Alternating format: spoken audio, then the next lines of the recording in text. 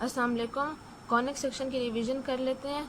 तो ये मैंने एक कॉन बनाई हुई है, इसके 3 पार्ट सबसे पहले पढ़ लेते हैं जो कि एमसीक्यूज़ में आ सकते हैं। तो जो ये हमारे पास होता है इसको हम लोग कहते हैं वर्टेक्स या फिर एपेक्स, ठीक है। यानी कि ये वो पॉइंट होता है जिस पे दो कॉन्स जो होती हैं वो आपस में एक दूसरे से मीट कर रही होती हैं, तो ये वर्टेक्स होता है या फिर एपेक्स होता है। उसके अलावा ये जो दो कॉन्स होती हैं ऊपर और नीचे जो कि एक एपेक्स के ऊपर ज्वाइन हो रही होती हैं, इसको हम लोग कहते हैं नेपीज़, NAPPES। इसके अलावा जो ये लाइंस है, एक ये लाइन है, इसी तरह ढेर सारी अंदर लाइंस होंगी इस तरह जो कि कॉन को एक शेप दे रही हैं, और इन लाइंस को कहते हैं रूलिंग या फिर जनरेटर ऑफ कॉन, ठीक है ना। इन लाइंस को हम लोग ये कहते हैं।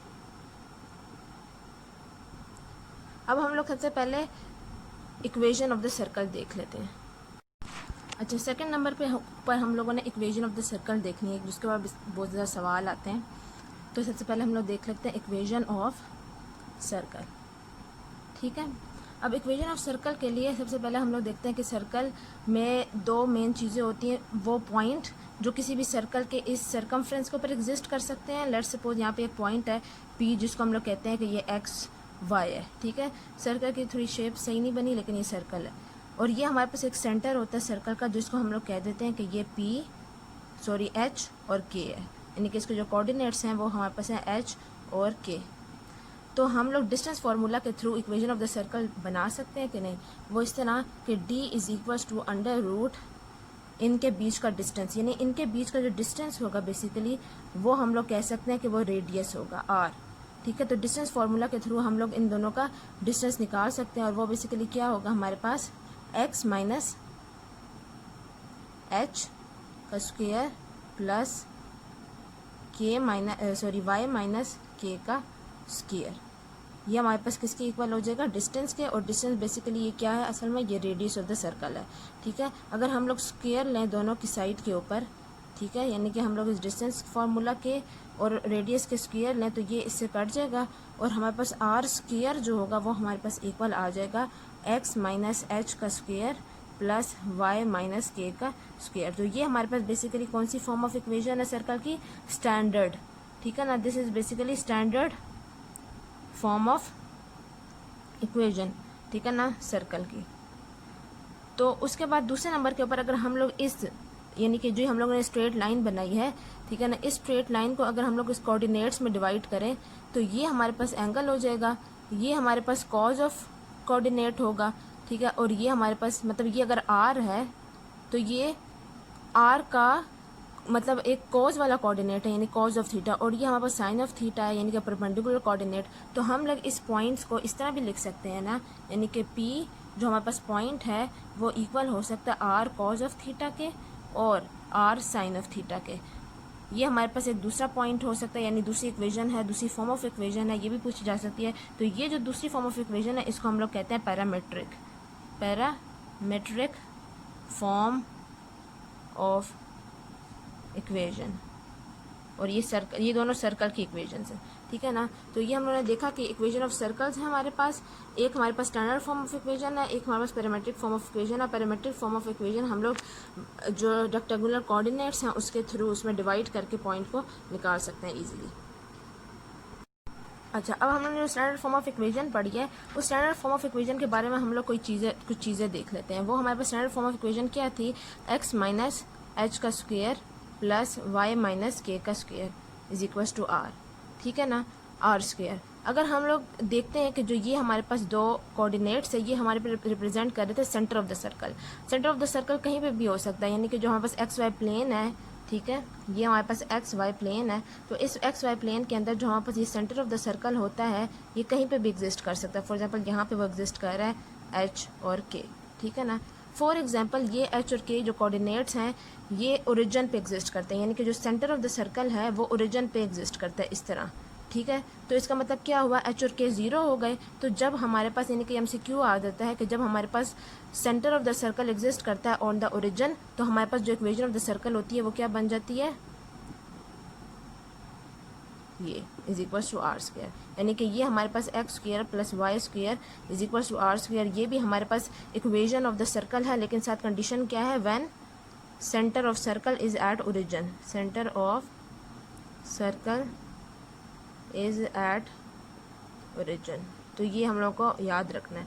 दूसरे नंबर के ऊपर एक हमारे पास दूसरी भी MCQ आता है जिसको हम लोग कहते हैं पॉइंट सर्कल, ठीक है। अब पॉइंट सर्कल बेसिकली वो सर्कल होता है जो जिसका आर यानी कि जिसका रेडियस जो है वो क्या हो, इक्वल टू 0 हो, ठीक है ना। यानी कि अगर फॉर एग्जांपल ये डॉट है, ये सेंटर ऑफ द सर्कल है, तो वो जो पॉइंट सर्कल है ना उसका रेडियस क्या होगा, 0 होगा। तो यानी कि वो जो उसके जो सरकमफ्रेंस होगा फॉर एग्जांपल वो भी इस पॉइंट के ऊपर ही एग्जिस्ट करेगा। तो ये बेसिकली पॉइंट सर्कल है, जो यानी कि एक डॉट होता है वो पॉइंट सर्कल कहते हैं। यानी कि उसका जो रेडियस बेसिकली क्या हुआ, वो हमारे पास इक्वल टू 0 हुआ। ये MCQs में बेसिकली आता है। तो ये चीज़ें जो है वो रखनी है याद, ठीक है। तो ये हमारे पास हो गया कुछ MCQs। उसके बाद हम लोग चलते हैं कि जो जनरल फॉर्म ऑफ इक्वेशन होती है सर्कल की वो कैसे होती है, उसको कैसे लिखते हैं। अच्छा, अब हम लोग जनरल फॉर्म ऑफ इक्वेशन की तरफ जाते हैं। जनरल फॉर्म ऑफ इक्वेशन के लिए हम लोग डायरेक्टली इक्वेशन को याद करते हैं, इसकी डेरिवेशन से कोई गर्ज नहीं है। X square plus Y square plus 2gx plus 2fy plus c, ये हमारे पास है कौन सी equation, general form of equation. अब इस जनरल फॉर्म ऑफ इक्वेशन में डायरेक्टली हम लोगों को ये पता होना चाहिए कि सेंटर क्या है सर्कल का और रेडियस क्या है सर्कल का। तो इसका जो सेंटर है सर्कल का वो -g -f है, यानी कि ये हमारे पास सेंटर ऑफ द सर्कल है। क्वेश्चन में डायरेक्टली पूछा जाएगा, इक्वेशन दी जाएगी और पूछा जाएगा सेंटर ऑफ द सर्कल क्या है। तो हम लोग को पता होना चाहिए डायरेक्टली कि जो सेंटर ऑफ द सर्कल है वो -g -f है। और रेडियस ऑफ द सर्कल पूछा जाएगा MCQs में डायरेक्टली, तो वो उसको हम लोग उसका भी हम लोग को फार्मूला पता होना चाहिए। उसका फार्मूला है √g square f square and -c।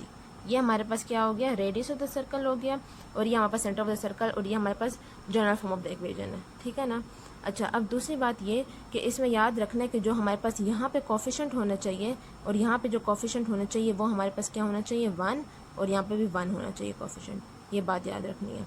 और दूसरी बात ये कि इस तरह की इक्वेशन में किसी तरह की x इंटू वाई वाली टर्म नहीं होनी चाहिए। x इंटू वाई वाली टर्म देखो यहाँ पे कहीं पे भी नहीं है। x स्क्वायर है, y स्क्वायर है, gx है एंड fx है और फिर c है। इसमें f भी कांस्टेंट है, g भी कांस्टेंट, यानी कि ये g हमारे पास कांस्टेंट है, f भी कांस्टेंट है और c भी कांस्टेंट है। ये तीनों चीज़ें क्या हमारे पास कांस्टेंट है। तो इस हिसाब से यहाँ पे x y वाली कोई टर्म नहीं है, और यहाँ पे कोफिशिएंट क्या होना चाहिए, 1 होना चाहिए हमेशा। तो हम लोग इसकी एक एग्जांपल करते हैं, फिर हम लोग को ज़्यादा अच्छी तरीके से समझ आएगा। अच्छा, जैसे कि मैं अभी ये इक्वेशन लिखने लगी हूँ, ठीक है ना। अब इस इक्वेशन का सेंटर और इस इक्वेशन का रेडियस निकालते हैं, ठीक है ना। अब इक्वेशन हमारे पास क्या है, 5x square plus 5y square और plus 24x plus 36y plus 10 is equal to 0। अब चूँकि हमारे पास ये जनरल फॉर्म ऑफ इक्वेशन है, अच्छा ये हमारे पास जनरल फॉर्म ऑफ इक्वेशन है, लेकिन ये जनरल फॉर्म ऑफ इक्वेशन की कंडीशंस को फुलफिल नहीं कर रही। जैसे जनरल फॉर्म ऑफ इक्वेशन में ये पहले ये कंडीशन है कि यहाँ पे कोफिशिएंट क्या होना चाहिए, 1 1, ठीक है ना। और एक्स वाई कंडीशन जो है वो तो इसमें कोई है ही नहीं, एक्स वाई टर्म बेसिकली क्या है कोई नहीं है। तो इसलिए हम लोग को इसकी एक कंडीशन फुलफिल करनी है कि हम लोग को एक्स और वाई के, एक्स स्क्वायर और वाई स्क्वायर के जो कोफिशिएंट है उनको क्या करना है, 1 1 करना है। तो इसलिए हम लोग यहाँ पर 5 से डिवाइड करेंगे, 5 से डिवाइड करेंगे, इस तरह 5 से इसको भी डिवाइड करेंगे, 5 से इसको भी डिवाइड करेंगे और 5 से इसको भी डिवाइड करेंगे, ठीक है ना। तो सबको हम लोग 5 से डिवाइड कर लेंगे तो ये क्या इक्वेशन बन जाएगी, x square plus Y square plus 24 divided by 5 x plus 36 divided by 5 y plus 5 1 5 और 5 2 10 इज इक्वल टू 0। अब हम लोग आराम से इसका सेंटर भी निकाल सकते हैं, यानी कि j भी निकाल सकते हैं, f भी निकाल सकते हैं, और हम लोग इसका रेडियस भी निकाल सकते हैं, यानी कि j square plus f square minus c। वो किस तरह निकाल सकते हैं कि हम लोगों ने इस टर्म को स्टैंडर्ड इक्वेशन के साथ कंपेयर करना है। स्टैंडर्ड इक्वेशन में हमारे पास क्या था, 2gx, और स्टैंडर्ड इक्वेशन में हमारे पास क्या था, 2fy। तो हम लोग क्या लिख सकते हैं, 2g is equals to 24 divided by 5। इसी तरह हम लोग लिख सकते हैं 2f is equals to 36 divided by 5, ठीक है। तो इस तरीके से हम लोग आराम से इस 2 को यहाँ पे डिवाइड कर देंगे, इस 2 को भी यहाँ पे डिवाइड कर देंगे, और हमारे पास g और f आ जाएगा। तो यहाँ पे हम लोग -g और -f आराम से लिख सकते हैं, ठीक ठीक है, तो ये हमारे पास आराम से MCQ ये वाला सॉल्व हो सकता है। बस यह याद रखना है कि हम लोगों ने कोफिशिएंट यहाँ पे क्या बनाना है, 1 और 1 बनाना है, और एक्स और वाई कोई भी टर्म हो वो हम लोगों ने एक्सक्लूड करनी है अगर हम लोगों ने एक इक्वेशन ऑफ सर्कल बनानी है तो।